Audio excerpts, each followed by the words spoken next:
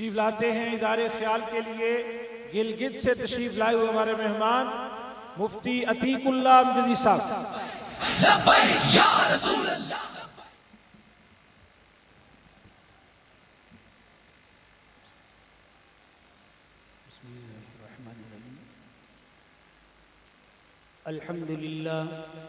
الحمد لله حمدا كثيرا طيبا والصلاة والسلام على خاتم الأنبياء وعلى آله وأصحابه الأتقياء. أما بعد فأعوذ بالله من الشيطان الرجيم. بسم الله الرحمن الرحيم. ألا إن أولياء الله لا خوف عليهم ولا هم يحزنون. صدق الله مولانا العظيم. يا صاحب الجمال ويا سيد البشر من وجهك المنير لقد نبر القمر لا يمكن الثناء كما كان حقه بعد از خدا بزرگ توی قصہ مختصر.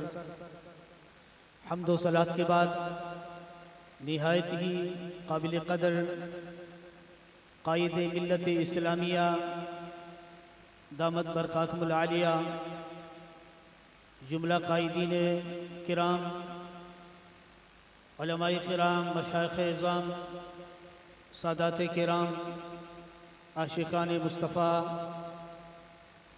آج ہم جس عظیم ہستی کے عرس پاک میں شامل ہیں، وہ عظیم ہستی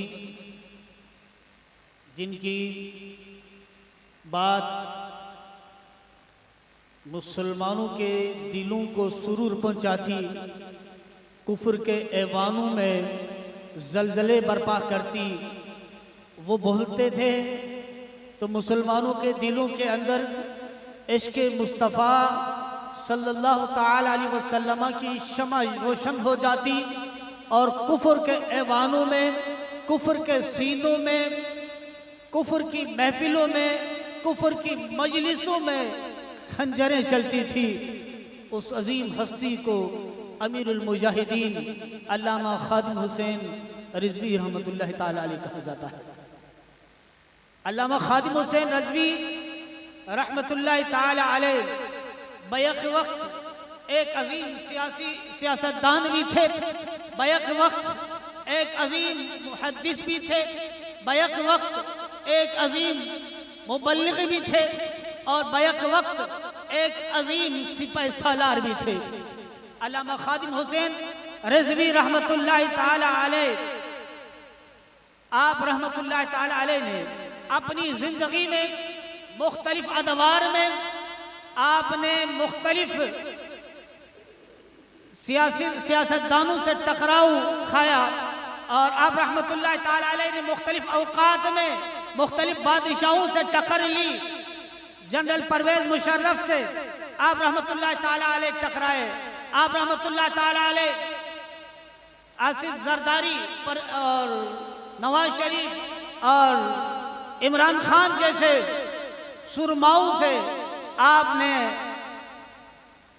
لڑائیاں لڑی، اور آپ ہمیشہ اللہ تبارک و تعالیٰ کے فضل و کرم سے کامیاب و کامرانہ رہے، اور آپ کے پائے استقلال کو کبھی جنبش تک نہیں آئی، اور دین کی محبت میں اور حضور نبی اکرم صلی اللہ تعالی علیہ وسلم کے عشق میں، حضور کی محبت میں ساری زندگی صرف کر دی، اور حضور کی محبت اللہ کے دین کے لیے آپ رحمت اللہ تعالی علیہ نے ماریں کھائی، جیلیں کھائی، اور رب ذوالجلال نے آپ کو اس مقام پر پہنچایا. آج دنیا کے کونے کونے میں آپ رحمت اللہ تعالی علیہ کا ذکر خیر ہوتا ہے. دنیا کے کونے کونے میں آپ رحمت اللہ تعالی علیہ پر آپ رحمت اللہ تعالی علیہ کے لیے آراس منائے جاتے ہیں، آپ رحمت اللہ تعالی علیہ کے لیے دعائیں کی جاتی ہیں.